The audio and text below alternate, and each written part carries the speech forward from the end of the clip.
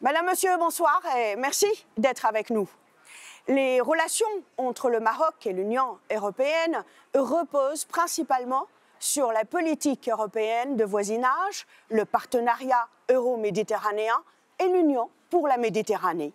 Parmi les pays faisant l'objet de la politique de voisinage, le Maroc bénéficie de ce qu'on appelle le statut avancé. Tout comme ses voisins de l'est du Maghreb, l'Algérie et la Tunisie, le Maroc sert de trait d'union entre l'Orient et l'Occident, entre l'Afrique et l'Europe. Mais, contrairement à l'Algérie et la Tunisie, le Maroc a normalisé ses relations avec l'État d'Israël, ce qui n'est pas du goût de ses voisins du Maghreb qui postulent qu'une normalisation n'est envisageable qu'au prix de l'instauration d'un État palestinien indépendant et viable et ayant Jérusalem-Est pour capitale. Ce qui rejoint le fameux principe « la terre contre la paix ». Le Maroc traîne un autre boulet, celui du conflit du Sahara occidental, ce qui freine souvent ses élans en matière de coopération avec des partenaires européens.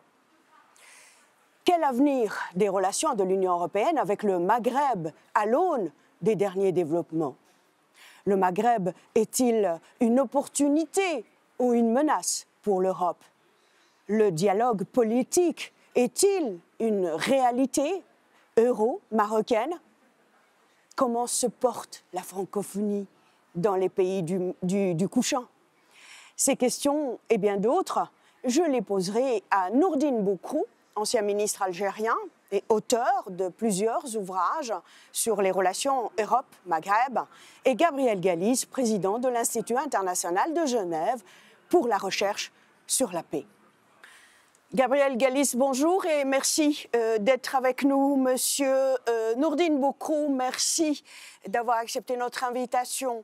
J'aimerais vous faire d'abord réagir sur la crise diplomatique entre les deux grands voisins du Maghreb, l'Algérie et le Maroc. Vous le savez, après la fermeture des frontières terrestres, l'Algérie a haussé le temps en interdisant à son voisin, le Maroc, d'utiliser l'espace aérien par ses avions militaires et civils. Monsieur Galis, s'il vous plaît. Écoutez, je crois que c'est une série de contentieux qui est ancienne entre le Maroc et l'Algérie, et les motifs ne manquent pas.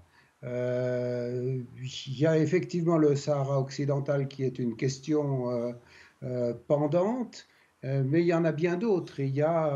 J'ai vu par exemple que l'Algérie reprochait l'installation sur territoire marocain, à proximité de sa frontière, d'écoute des États-Unis, qu'elle suspecte d'espionnage.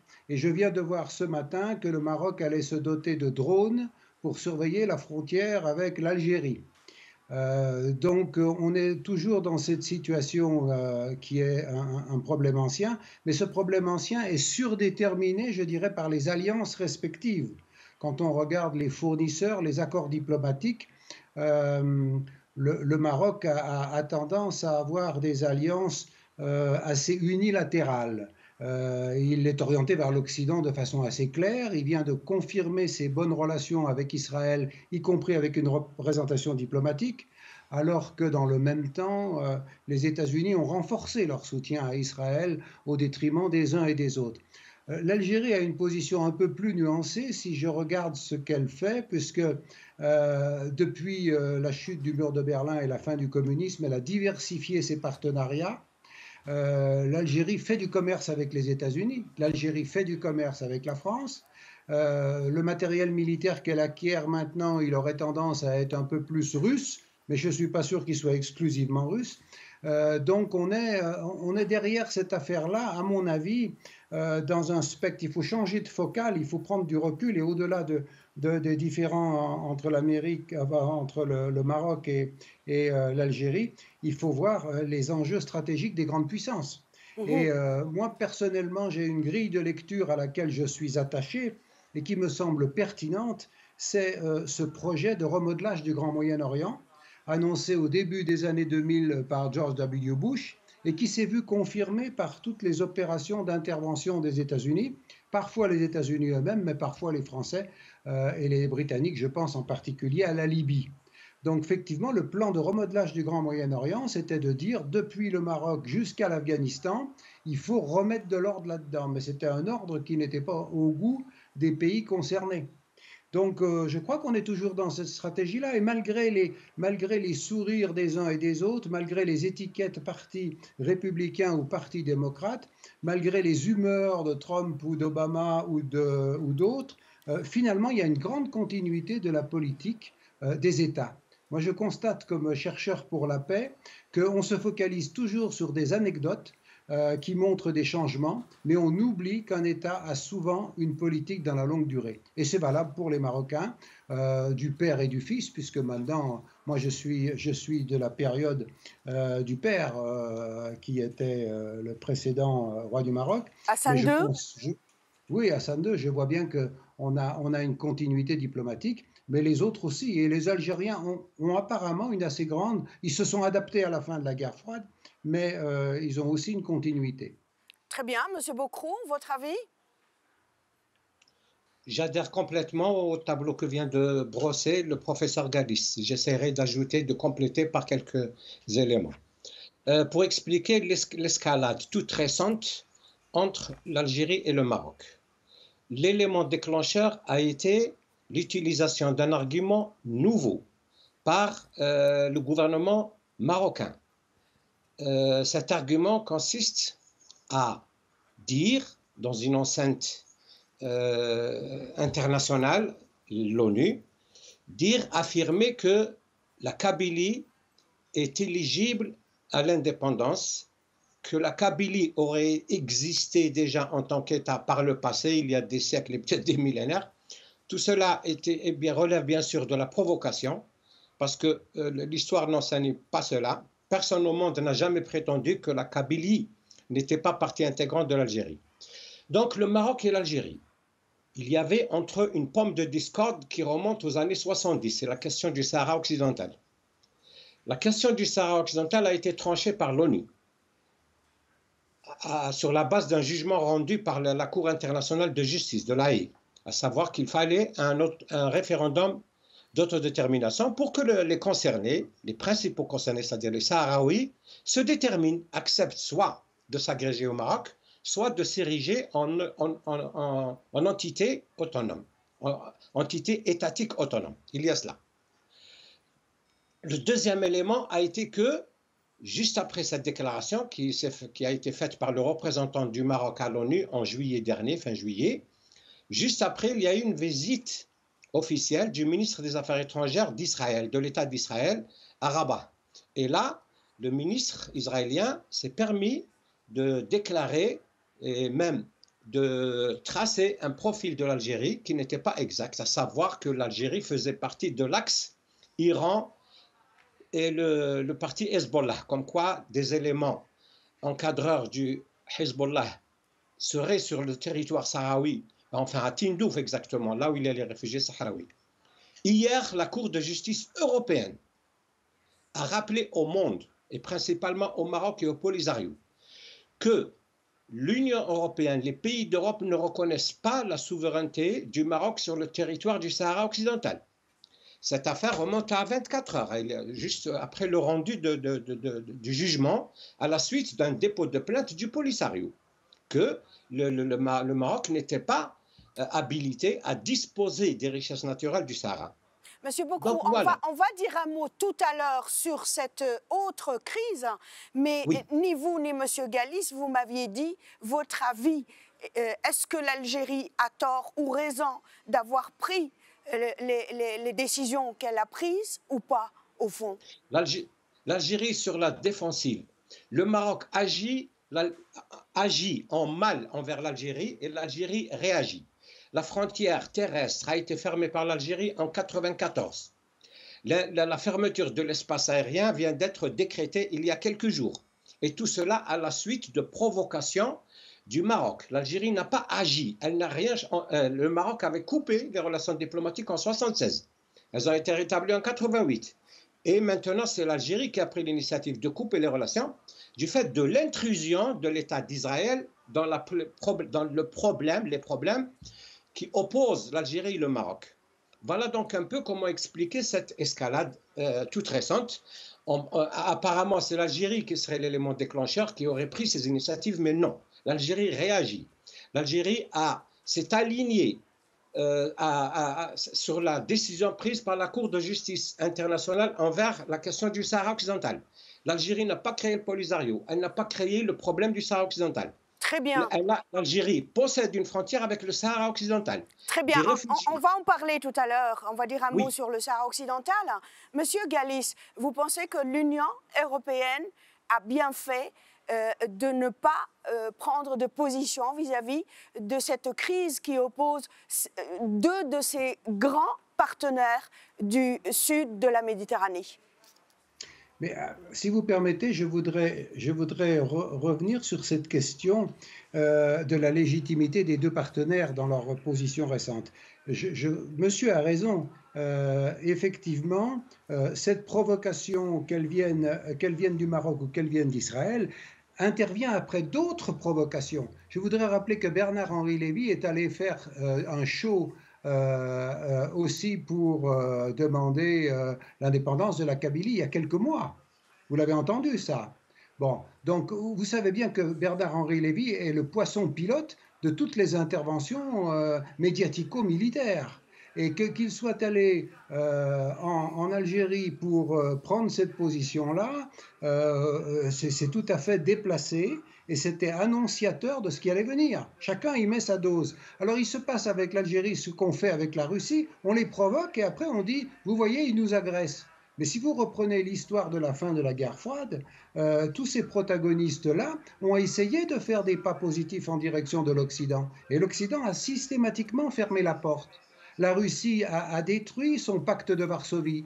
L'Occident a gagné l'OTAN, a conservé l'OTAN et l'a même renforcée, avec plus de membres, plus de compétences et une compétence supposée universelle. Donc, si vous voulez, je pense que l'Union européenne, c'est qui? Là, apparemment, il y a deux décisions différentes. Il y a une décision politique qui a été invalidée par une instance judiciaire de l'Union européenne. C'est ça ce qui s'est passé en réalité. Donc je pense que la position judiciaire me paraît conforme au droit, mais maintenant il faut donner force à la loi. Et comme l'a rappelé monsieur, c'est bien d'avoir reconnu l'indépendance des Sahraouis, que l'ONU l'ait reconnu, mais c'est toujours pas entré dans les faits. Hein. Il n'y a toujours pas d'État. Il y a un peuple sans État, c'est pas le premier d'ailleurs. Je rappelle aussi que la Cour internationale de justice a condamné le mur de sécurité d'Israël. N'empêche que c'était en 2004 et que le mur est toujours là. Donc voilà ce qu'on peut en dire. Il y a le droit, puis il y a les rapports de force.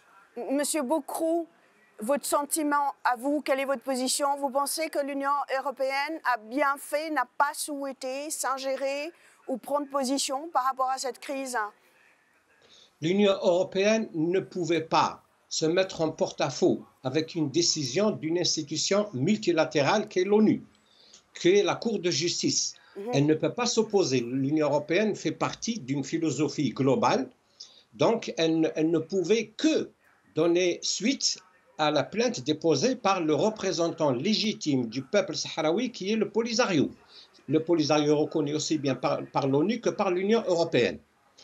Ce que j'aimerais ajouter au tableau général, il y a une dynamique. Depuis 2 ans, 2 événements fondamentaux sont intervenus dans la vie des pays et des peuples. C'est la pandémie du Covid-19 et c'est le retrait des USA du Moyen-Orient. Et il y a quelques jours encore, quelques semaines, de l'Afghanistan dans des conditions ubuesques, dans des conditions jamais connues dans les retraits militaires d'une force, d'une puissance d'un pays donné. Ces 2 événements ont changé et la psychologie et la géopolitique mondiale. Les États-Unis ont voulu redessiner la carte du Moyen-Orient tant qu'ils étaient eux-mêmes dans le besoin de ce Moyen-Orient. 2 choses relient les intérêts des États-Unis au Moyen-Orient sont portés par 2 vecteurs. L'assistance, l'aide, le soutien à l'État d'Israël depuis 1948 et bien sûr, depuis la guerre mondiale, disons la fin de la Deuxième Guerre mondiale, le fameux pacte passé entre les États-Unis, Roosevelt à l'époque, et l'Arabie saoudite, pour être fourni en hydrocarbures sur le long terme. Or, sous le mandat d'Obama, du président Obama, les États-Unis ont réalisé leur indépendance énergétique. Ils n'ont plus besoin des hydrocarbures du Moyen-Orient. Ils sont devenus premiers producteurs de pétrole et de gaz, de schiste. Maintenant, ils se déplacent. Leurs centres d'intérêt, leurs intérêts sont déplacés vers la zone Indo-Pacifique. Monsieur Bokro, pardonnez-moi, moi j'ai pas envie qu'on s'élargisse et qu'on parle des États-Unis. On n'a pas beaucoup le temps. En principe, à cette émission, on a convié le député européen, monsieur Mounir Satouri, qui malheureusement a eu un grand empêchement de dernière minute. Il n'est pas avec nous parce que j'aurais souhaité aussi avoir la position de l'Union européenne et du Parlement singulièrement. Et je vais poser une question à monsieur Gallis par rapport à l'Europe. Est-ce que vous pensez que l'Union européenne pourrait jouer le rôle de médiateur pour essayer de restaurer les relations entre le Maroc et l'Algérie, ou alors ça ne va servir à rien, ou alors est-ce que c'est encore trop tôt? Je crois qu'idéalement, elle pourrait, mais il faudrait que l'Union européenne fût autre chose que ce qu'elle est. Or, l'Union européenne, comme disait Kissinger, quel est le numéro de téléphone? C'est vrai qu'on voit bien, et de plus en plus, les divergences entre les États membres. On voit bien qu'entre la nouvelle Europe et l'ancienne Europe, les positions ne sont pas les mêmes. Et on voit bien qu'au sein même de l'ancienne Europe, pour faire court, l'Allemagne a une vision qui est la Mittel Europa et l'Europe centrale. Et puis, les pays riverains de la Méditerranée ont traditionnellement une vision plus large et plus vers le sud de la Méditerranée. Donc, je pense qu'il serait très difficile qu'ils se mettent d'accord. On l'a vu avec Nord Stream. Nord Stream, c'était un accord qui se faisait entre les Russes et les Allemands, qui ont beaucoup œuvré, y compris pour convaincre le président Macron, qui dans un premier temps n'était pas d'accord. Bon, finalement, il s'est laissé faire, mais pas plus. Sur le Mali, on a les mêmes positions. La France s'est trouvée toute seule. Donc, il n'y a pas de position plausible de l'Union européenne. Monsieur Gallis, vous avez évoqué l'Allemagne. Est-ce qu'on peut dire que l'Algérie et le Maroc ressemblent à l'Allemagne et la France du 19e siècle? Dresser l'un contre l'autre peut bénéficier à telle ou telle puissance, par exemple? Je ne sais pas si on pourrait le faire. En tout cas, il y a des vieilles oppositions, mais à mon avis, c'est pas définitivement. Il y a eu, comme le rappelait M. Accrou, il y a eu des rapprochements ces dernières années, hein, puisque les frontières avaient été rouvertes. Il y a eu des signes positifs. Quand on voit, moi j'ai l'impression que c'est vrai que les États-Unis se désengagent, mais que j'ai l'impression qu'il y a des gens qui prennent, il y a des États qui prennent leur place en quelque sorte, comme gendarmes locaux. Et j'ai l'impression que la montée en puissance et en discours et du Maroc et d'Israël, mais n'oublions pas l'Arabie Saoudite qui n'est pas loin non plus, hein. L'Arabie Saoudite qui est dans le même dispositif et qui a bénéficié. Donc tous ces partenaires-là sont un petit peu, je dirais, moi j'en reviens à mon remodelage du Grand Moyen-Orient. Le Grand Moyen-Orient, c'est aussi couper les États en morceaux. Et cette question de la Kabylie s'inscrit parfaitement dans un découpage d'un État supplémentaire en plusieurs morceaux, comme on l'a fait en Irak, comme on a essayé de le faire en Syrie, et comme on le fait ailleurs. Il y a une logique globale là derrière, il ne faut pas se tromper. La Kabylie, pour nos téléspectateurs, c'est juste une région dans le nord de l'Algérie qui fait partie donc de l'Algérie.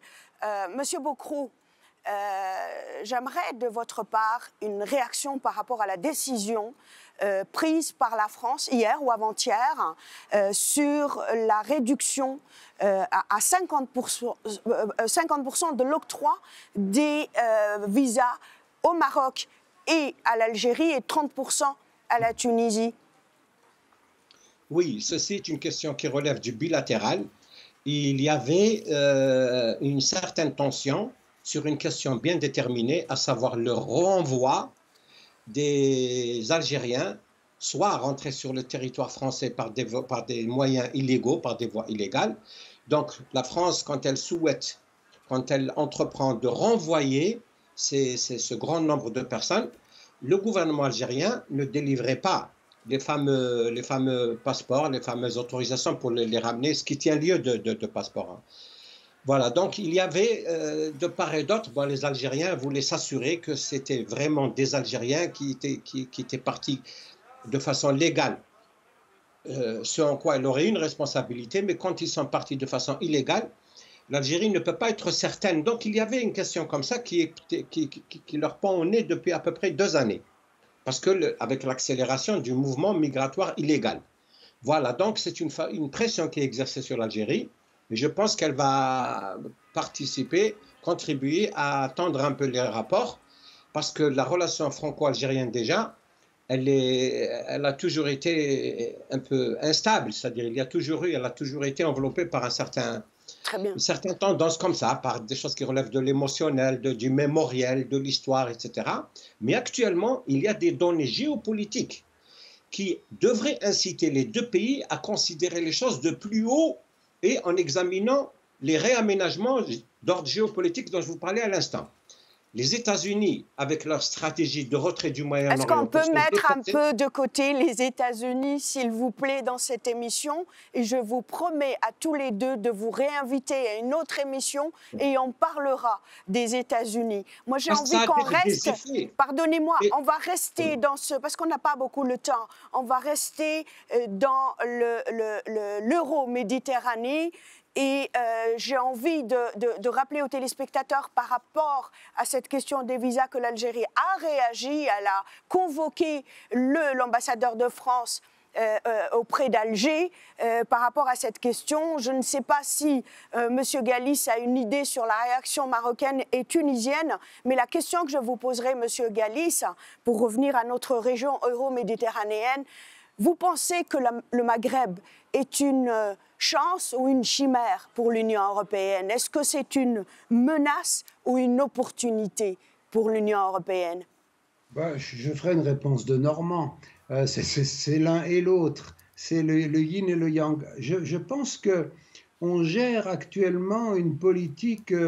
un peu, selon l'expression populaire que vous voudrez bien me pardonner, du chien crevé au fil de l'eau, quoi. On suit le mouvement comme ça, de temps en temps on guide le courant, mais on ne... Moi je suis d'accord avec ce que dit M. Akrou, il faut prendre de la hauteur, on a des convergences, on a une situation géographique qui nous fait obligation, et que comme on se focalise simplement sur les flux migratoires ou sur les flux pétroliers ou de gaz, plus spécifiquement, on a une vision qui n'est pas assez juste. Je pense qu'il faudrait le fameux partenariat méditerranéen, par exemple l'euro-méditerranéen, il n'a pas porté les espoirs qu'on avait pu mettre en lui, il faut le dire clairement. Et je rappelle quand même que l'Allemagne l'a freiné. L'Allemagne a vu d'un très mauvais œil le fait de ne pas y avoir toute sa place, alors que évidemment elle est tournée vers la Baltique plutôt que vers la Méditerranée. Donc, et même si la Turquie, qui est un bon partenaire de l'Allemagne, peut être un partenaire indirect. Donc moi je pense qu'il y a des raisons de s'associer, mais il faut qu'il y ait une vraie politique étrangère de l'Union européenne, et ce n'est pas le cas. Je veux dire, elle a beaucoup de mal pour trouver une position commune et à comprendre l'intérêt des ressources. Moi, à un moment, on avait parlé de co-développement. Ça me paraît une bonne idée, le co-développement. C'est-à-dire de dire, on fait des projets ensemble, on crée des petites et moyennes entreprises, on aide des Algériens qui veulent retourner au pays à s'installer pour monter une entreprise. Voilà, ça c'est une façon, à mon avis, beaucoup plus positive de voir les choses que de se cantonner, de gérer des flux migratoires. Bon, ça me paraît la position minimaliste que de dire, voilà, on en prend, on les payera moins cher et puis tout le monde est content. Ça fera moins de chômeurs d'un côté et ça fera de la main-d'œuvre bon marché de l'autre. Je pense que ce n'est pas une façon suffisante de voir les choses, c'est un manque d'ambition politique. Oui, M. Bocrour, tout ça, il existe un cadre qu'on a appelé ici l'accord d'association, qui a été conclu par l'ensemble des pays du Maghreb méditerranéen, et pas seulement la Méditerranée du Sud-Est aussi, le Liban, la Syrie, etc. Par rapport au Maroc, on en est à ce qu'on appelle le statut avancé. Le statut avancé, c'est-à-dire c'est un peu plus que l'accord d'association et un peu moins que l'adhésion, parce que d'aucuns savent que le Maroc et les pays du Maghreb n'adhéreront jamais à l'Union européenne du fait géographique seulement. Beaucoup aussi comparent le statut avancé conclu entre le Maroc et l'Union européenne avec un autre accord que l'Union européenne a conclu avec un certain nombre de pays européens, comme la Suisse d'ailleurs, la Norvège, l'Islande. La différence, c'est que pour les Marocains et pour tous ceux qui sont au niveau de ce statut avancé, notamment la Tunisie, tout est bon, sauf la liberté de circulation des personnes. Qu'en pensez-vous? Absolument. D'ailleurs, pour rester sur la question des visas, pour aller au Maroc ou en Tunisie, les Français n'ont pas besoin de visa. Pour venir en Algérie, si, ils ont besoin de visa. Donc, il n'y a pas de réciprocité, alors que la réciprocité est un fondement des relations internationales. Normalement, c'est comme ça. Le premier principe de la diplomatie, c'est la réciprocité. Or, pour favoriser l'activité touristique chez eux, Tunisie et Maroc ont convenu avec les autres pays émetteurs de touristes, voilà, qu'ils étaient exemptés du visa. L'Algérie, non. Elle applique strictement le principe de réciprocité. Elle va faire la même chose et réduire de 50% les demandes de visa pour se rendre en Algérie. L'Algérie a une place centrale et moteur au Maghreb, au sein du Maghreb et dans toute la région du Sahel. Elle a, par sa position géographique centrale. L'Europe, l'Union européenne va devoir regarder, jeter un œil neuf sur l'Algérie à la lumière des événements de l'actualité. La Russie est en Centrafrique, elle est en Libye, elle est au Mali maintenant. Et la France, il est question qu'elle se retire du Mali. Donc cet accord d'association voit sa philosophie battue en brèche, passe par les changements géopolitiques mondiaux.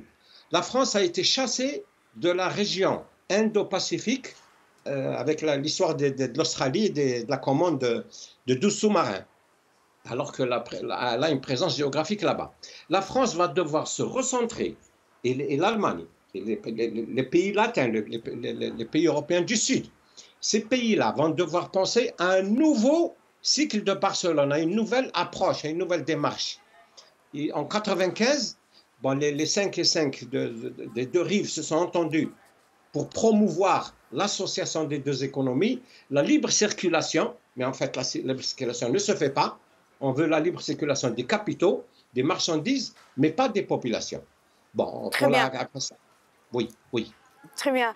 Monsieur Galis, on est d'accord que vous, en tant que Suisse, vous pouvez venir à Bruxelles quand vous voulez, mais le Marocain qui habite à Rabat, il a besoin d'un visa pour venir à Bruxelles, alors que les deux accords se ressemblent, des deux espaces que j'ai cités tout à l'heure. Par rapport à ce qu'on appelle le dialogue politique entre le Maroc et l'Union européenne, comparativement avec ce même dialogue qui devait se tenir entre les Algériens et les Européens, les Tunisiens et les Européens, les Libanais et les Européens, le Maroc, il faut le reconnaître, c'est le pays qui dialogue le plus et le mieux avec l'Union européenne. Et comment vous l'expliquez? C'est assez compliqué. Votre parallèle avec la Suisse est quand même insuffisant parce que si vous regardez les flux migratoires, c'est quand même un indice. Il y a beaucoup plus de Français qui vont s'émigrer en Suisse que de Suisses qui vont s'émigrer en France. Ça veut dire quoi? C'est même principalement la première communauté au monde de Français de l'étranger. C'est même pas les États-Unis, selon mes statistiques, c'est la Suisse. Entre ceux, vraiment, c'est important. Et j'en suis par-dessus le marché. Donc, je crois qu'il ne faut pas oublier dans ce genre d'évaluation le rapport de force. Mais quand je dis rapport de force, ce n'est pas le rapport de force militaire, c'est le rapport de force monétaire, le rapport de force économique. Et c'est pour ça que moi, je suis allé, c'était dans les années 70 que j'étais en Algérie. Hein. J'y ai été de 76 à 78 pour favoriser un développement endogène et intégré, comme disait François Pérou. C'est ce que j'enseignais à mes étudiants. Bon, si j'y retournerais, si j'y retournais, je dirais la même chose. Simplement, je crois qu'on n'a pas beaucoup progressé et qu'il faut absolument que ces pays qui ont des ressources naturelles, mais qui ont des ressources en hommes, et quand je dis en homme, c'est au sens d'être humain, évidemment, j'exclus pas les femmes, ces pays-là doivent absolument s'affirmer pour qu'on puisse circuler entre pays de taille comparable, de puissance comparable, et c'est ça la difficulté. Tant qu'on sera avec des relations de domination asymétriques, on aura les effets entachés de ces asymétries. Donc, je crois que c'est ça. Alors, le Maroc, évidemment, le Maroc, il est dans les petits papiers de tout le monde. Combien de dirigeants politiques français ont une résidence secondaire au Maroc? Je ne vais pas en faire la liste parce que je ne la connais pas, mais j'en connais quelques-uns. Voilà, bon, il y a des liens historiques. Qui sont aussi liés. Il y a la communauté juive du Maroc qui a été importante. Une partie est allée en Israël, une partie s'est repliée en France. Donc il y a des liens qui sont effectivement assez forts. Et les Marocains, ils jouent très bien de cette règle-là. Le roi du Maroc, il avait un précepteur français, il avait des classes françaises. Il n'allait pas à l'école du quartier. Hein. Il avait ses enseignants à lui spécialisés et qui étaient de bonne facture française. Bon. Donc, je crois que ces liens historiques s'expliquent. Et puis, l'Algérie a une autre perception des choses. La décolonisation s'est faite de façon plus douce dans un cas que dans l'autre. Voilà, tout ça, ça fait partie de ce mainstream. L'Algérie, c'est quand même un des principaux pays par sa superficie du monde. Hein. Je crois que c'est un des 10 premiers. Gabriel Gallis, je n'ai plus... J'ai encore quelques secondes. Je vous pose la même question l'un à l'autre. Un autre lien historique qui lie l'Europe et d'abord la France, la Suisse, la Belgique, avec le Maghreb central, la francophonie, la langue française. Comment elle se porte dans cette région du monde, à votre avis? C'est une question pour tous les deux, Monsieur Gallis, peut-être, mais très rapidement. J'ai l'impression que malheureusement la francophonie se porte mal et que la faute principale en incombe aux Français qui ne respectent plus eux-mêmes leur propre langue. Donc ils se mettent à jargonner anglais à tout bout de champ et donc on ne peut pas tellement montrer l'exemple. Heureusement qu'il y a les Québécois pour nous sauver. Monsieur Bocrou, votre sentiment par rapport à la situation de la langue française au Maghreb central? Oui. Il est évident qu'utiliser une même langue facilite la communication. Aujourd'hui, il faut se rendre compte que l'Europe et le Maghreb sont appelés par la nécessité qui fait loi à revoir leur positionnement dans le monde face aux nouvelles stratégies géopolitiques. Nous sommes tenus de démarrer une nouvelle relation géopolitique. Monsieur Bocrou, merci vraiment d'avoir été avec nous. Je rappelle que vous avez été ministre en Algérie, hein, ministre du Commerce, de la petite et moyenne entreprise notamment, mais vous êtes surtout connu pour vos publications, vos recherches. Monsieur Gabriel Gallis, vous aussi, vous écrivez, vous publiez beaucoup, vous êtes chercheur et président du GIRIP, c'est bien cela? Et l'acronyme d'ailleurs est en anglais, corrigez-moi. Oui, il est en anglais parce que les fondateurs se sont inspirés du CIPRI de Stockholm. Très bien. C'est la seule raison. L'acronyme est en anglais, mais le titre est en français. Merci d'avoir été... Je suis content d'avoir entendu M. Bocrou parce que j'ai trouvé des choses intéressantes et je vais lire ses écrits de plus près. Merci beaucoup, Monsieur Gabriel Gallis, d'avoir été avec nous. Madame, Monsieur, cette émission s'achève. Merci de l'avoir suivie. Au revoir.